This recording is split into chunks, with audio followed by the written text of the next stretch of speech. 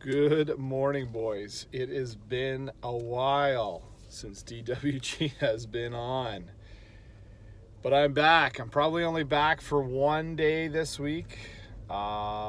Just been an incredibly hard, really busy week. Like all you guys got lots going on. I got lots going on. So much going on. I can see the finish line. We got 8 days here, and then hopefully things kind of slow down a little bit because I am beyond exhausted. It feels like I've been in the playoffs. In fact, last night at halftime, I had to grab a bag of ice and ice my back because I've been just on my feet for so long and grinding away. So let's get right into it, boys, because we have so much to cover. I don't even know where to start. I mean, why don't we start with last night's game in the NBA Finals, game number 3. The Toronto Raptors go to Oracle on the road, and they take game 3, and they beat the Golden State Warriors to take a 2-1 series lead, which on the outside would have been a massive, it still is a massive win. But when you really factor in everything that was involved, the Raptors really needed to win last night. They had to win that game last night for the simple fact that Kevin Durant was still out, Klay Thompson didn't play, Kevon Looney is gone for the series. Those are 3 guys that would normally start for the Golden State Warriors. And Steph Curry put up 47 points. And had he not put up 47 points, the Raptors probably would have won by 30. He had to be otherworldly, but the Raptors were able to somewhat contain him. Even though it was 47 points, the guy probably could have had 65, to be honest with you. He was just unbelievable last night, and he came up short because he just has guys that, when you put Andrew Bogut in, a big guy, when you put in Boogie Cousins, who really, hasn't played very much this year. He can't get a rhythm down. He's not fast. The Raptors pushed the pace. And so when the series began and the series was all about the 2-day spreads, I thought, well, this is kind of what the Raptors need. They've been through a grind. They're an older team. They need the rest. Kawhi's banged up. It's going to help them. But if we look at how banged up Golden State is, it's almost the opposite. Golden State needs this time desperately, and there's only one day between Game 3 and Game 4. Game 4 is absolutely pivotal if you want to put a stranglehold on a series. It goes without saying, but seriously, if the Raptors can forget about Game 3 and really go into Oracle on Friday night and put a win together, I think that they can win the series in 6. That being said, it's going to be extremely difficult if Kevin Durant comes in, because what you're going to see is you're going to probably see more of Pascal Siakam and Serge Ibaka.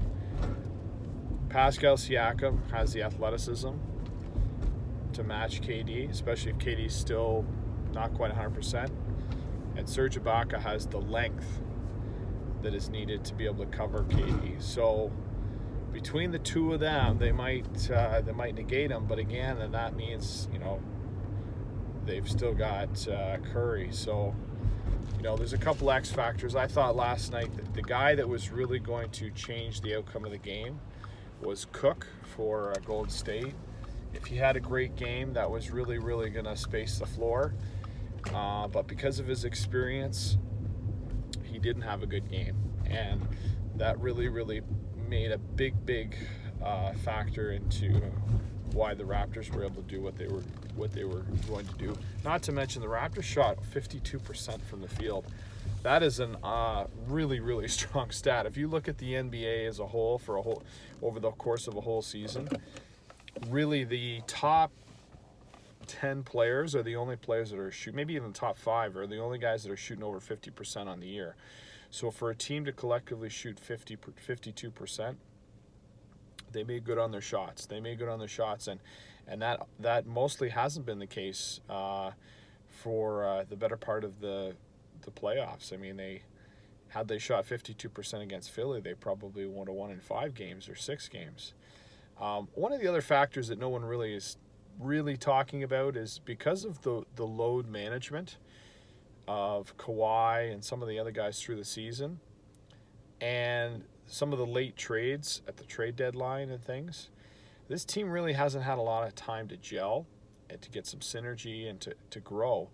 And so now that they've played together some quality minutes for a month and a half, we're starting to see the potential of this team because they're starting to get used to each other. You know, Marc Gasol is starting to get used to tendencies of Kyle Lowry and Pascal Siakam. Serge Ibaka is coming off the bench. And so these guys, even though they've all been here for the most part for the whole year, they haven't had the quality gel time that they've had throughout the playoffs. And now what you're seeing is some really good basketball.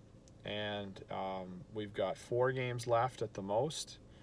I certainly don't think that the Raptors are going to run the table. I would be shocked if they won in 5. I think the entire NBA would be shocked if they won in 5. And not to discredit a championship, because if they won in 5 and they won the championship, it would be amazing. It would be huge. It would be completely awesome. But there'd just be a little bit of a,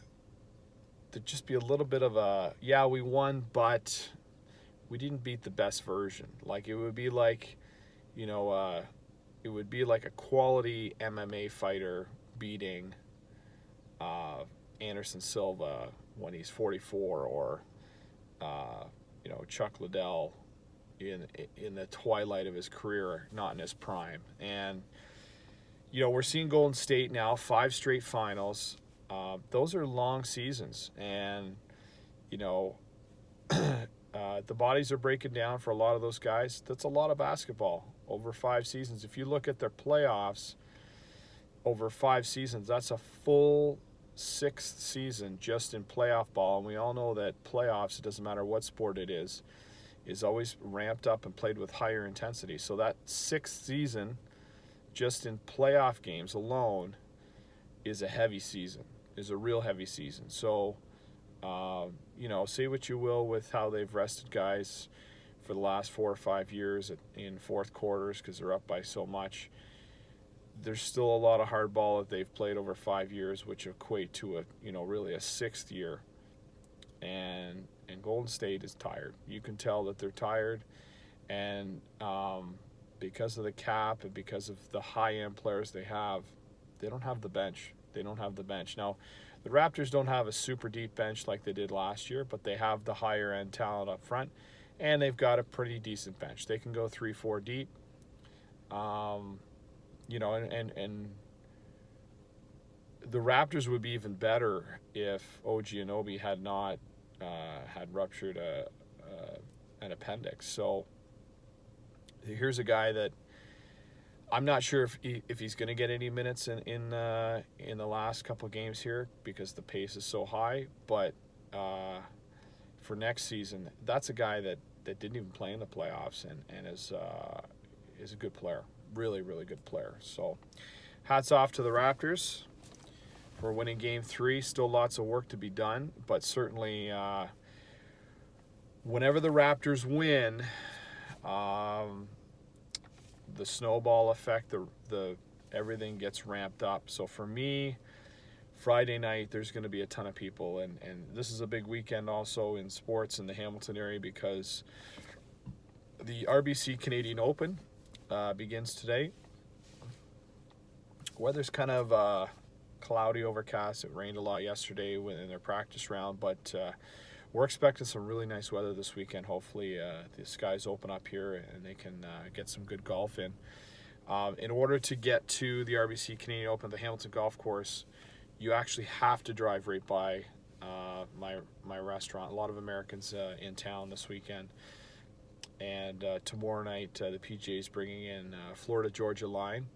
And then on Saturday night, they're doing Glorious Sun. So 2 pretty big bands for their concert series on the golf grounds. And so Friday night, the Florida Georgia Line is going to be finishing up around 11 o'clock, which just so happens to coincide with my restaurant being the only restaurant open down the strip as people look to watch the fourth quarter, because the third quarter will finish up around 11 o'clock at night. So I'm already going to have a packed house, and I'm going to have 18,000 people looking for a seat at 11 o'clock.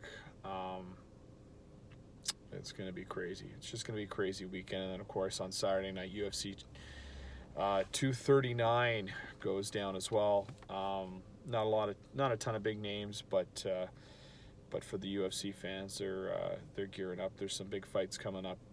One in September, and we'll get into that. One of the DWGs over the summertime. Elsewhere in the ECHL, the Newfoundland and Labrador Growlers won the Kelly Cup, the newly made Kelly Cup, I should say, because the Colorado Eagles decided they wanted to keep it after they moved from the ECHL to the AHL as the Avs farm system, and there was a lot of stuff going around. And if you listen to podcasts like Spit and Chicklets or read up on the ECHL like I do from time to time, it's a little dicey, and the old trophy might not be in the best of shape anyway. So the Newfoundland Growlers, this was their first year in the league, and they are an affiliate of the Toronto Maple Leafs. So Toronto Maple Leafs have the Leafs, the Marlies, and then the Growlers. It used to be the Orlando Solar Bears in the ECHL for the Leafs, but the Orlando Solar Bears are now property of the Tampa Bay Lightning, which makes sense. So Tampa Bay, it's weird because Tampa Bay has the Orlando Solar Bears as their ECHL team an hour away, but then you got to go all the way up to Syracuse. The Syracuse Crunch are their AHL affiliate. So congratulations to the Growlers.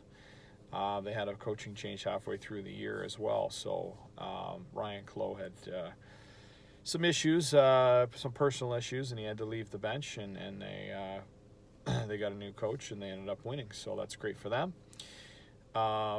The Charlotte Checkers won last night, and they beat the Chicago Wolves. Now, I had mentioned in previous podcasts, that's the AHL Final Calder Cup. I had mentioned in previous podcasts that the Chicago Wolves, who are an affiliate with Vegas, it was impressive they were able to rebuild their program. But I should remind everybody that the Chicago Wolves have been part of the AHL for a long time. In fact, they've been an independent for a long time, and usually the independents get some of the older guys, the high-end skill guys, because they pay them better, basically, is what they do. So they've won many titles over the years because they get a lot of these free agents that are finishing off their careers. They're good hockey players, veteran hockey players, pay them good money, and so the Chicago Wolves have had many good teams over the years, and I'm sure there's some guys on that team that aren't affiliated with Vegas that are still playing out a 1 or 2 year deal or something like that, because the Vegas Knights are still pretty young. So when it comes to Chicago, the Chicago Wolves, again, a long time AHL juggernaut. So they're in the final with Charlotte. Charlotte looks like they're playing well, and they're doing well. And then, of course, in the NHL, huge game tonight, Game 5, back at TD Bank North. I'm still sticking with my St. Louis in 6. St. Louis looks like, the games themselves have been one way or the other. It's either one team imposes their style over another, or it's one of those ones where I think the games that St. Louis has won, Boston's had a chance, but I think the games that Boston has won, St. Louis has not had a shot at all. So,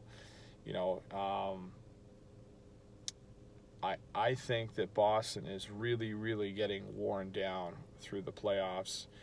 They are really, really beat up on the back end. Matt Grzelcyk has not been cleared. He will not play tonight. Zdeno Chara is a game-time decision. He's got a broken jaw. This guy is absolutely unbelievable. And I have so much respect for Zdeno Chara. He is a tremendous, tremendous athlete, person. For probably like 10 years ago, I was telling people in, bar conversations that if you took one player from the four major pro sports, so football, basketball, hockey, and baseball, if you were able to take one player and you would put them up against the other selected player from the other leagues, I would have selected 10 years ago. I would have selected Zdeno Chara, and I think that he would, if there was a, if he would be better at the other three sports than all those athletes in the other three sports, if you know what I'm talking about. So if Zdeno Chara went up against, let's say it was LeBron James for basketball, Zdeno Chara would be better against LeBron James in basketball than LeBron James would be against Chara in hockey. And I know hockey's a niche sport, but it just goes to show you how good some of these athletes are. And you put Z up again in baseball again, he would be able to probably fair zone in a specific position. And same thing with football. You could basically put him anywhere. He's tough as nails. Probably put him as a wide receiver and he'd catch the ball. Or you put him as a quarterback, he could throw it down the field. I mean, he's a really, really good athlete. So he's been just a tremendous player over the years. A really, really good person. I've got a couple short stories that I'll wrap up with DWG about Chara, Big Z. So Chara, I actually remember I was with a buddy of mine, German, at his place watching the 2002 NHL entry draft when the trade went down. Alexei Yashin got traded to the Islanders for the second overall pick, and Zdeno Chara. And at that time, he was just a gangly, Bambi-legged defenseman who no one really knew was going to turn out to anything, and just a tremendous work ethic. And so that trade ended up being Spezza and Chara for Yashin, and we all know how that turned out. He had some tremendous years in Ottawa, and it came to a point where they basically had to decide, is it going to be Chara or is it going to be Redden, because they only had they had an internal cap, and they didn't want to pay both big money, so they ended up going with Redden. And then Chara became a free agent, and at that time Peter Chiarelli, who was the assistant general manager in Ottawa, he got promoted to the GM job in Boston, and he knew how valuable Chara was. He was going to be a leader. That was the move that changed everything for Boston, because Boston was a bit of a laughingstock there up until that point. They had just never really figured it out. They had traded Joe Thornton. Samsonov had not really worked out a ton, and they were just in this mode where they were just spinning their tires, and that was the big move to create the foundation that led them to their 2011 Stanley Cup, and to what is now a solid 10 to 12 years of incredible leadership. They were able to bring in Patrice Bergeron to get him healthy, and he's been a tremendous leader. They did some great drafting, and they got Pasternak late in the first round. Brad Marchand was a second-round pick. They hit on McAvoy, which was not, I don't believe he was a top 10 pick either. And then they obviously they got Rask in the deal, which the Leafs, it was the Andrew Raycroft deal, and they just made some moves. But Chara was the guy that was able to create that foundation. So hats off to him. I remember a couple of years ago back in Ottawa, I used to get into these equipment sales. I was able to get in before a lot of the public because of where I worked and stuff. And so I ended up getting a pair of brand new skates of Spetzas and sticks and all this kind of stuff. And one of the sticks I actually got was a two-piece Easton stick. and it was a Chera stick, and it was a factory custom stock stick that I had to cut down because these sticks are so long. But his flex on the stick, Easton Flex, was 140. You can't buy 140. In fact, you can't get anything above 110 anymore. It's a 140 flex, and I cut it down. So this thing has got probably about a 170 flex on it. You could jump on this stick and it's not going to break. And I would always bring it out if I had broken my blade on my other one and I didn't want to buy a new one, or I'd put it out if I wanted to give a guy a whack, because this stick is basically the strongest stick known to man when it comes to graphite. So shout out to Big Z and his 140 flex because of the torque and the height on his stick. And I have one of his sticks. It's about a 170 right now because I had to cut it down about a foot. So that's all I got for today. Good luck to both teams tonight. Good luck to the Raptors on the weekend. Hopefully the Canadian Open is great and they have awesome weather. And like I said, boys, we got 10 days here. Next weekend, Father's Day, U.S. Open, Liquid Art Festival, all kinds of fun stuff. So cheers, DWG, for Thursday, June 6th is out.